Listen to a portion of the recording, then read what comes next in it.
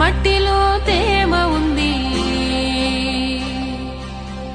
రేయికో వెన్నెలుంది, నమ్మితే రేపునిది, జీవితం సాగనుంది. వీర ప్రవీణ్ రెడ్డి గారికి మా వృద్ధాశ్రమం తరపున అందరి వృద్ధుల తరపున ఆయనకు శుభాకాంక్షలు, పుట్టినరోజు శుభాకాంక్షలతో మేము ఆశీర్వాదం ఇస్తున్నాం. ఈసారి తప్పకుండా మా కోసంగా ఆయన పదవిలోకి రావాలని మా ఆశీస్సులు, మా కోరిక.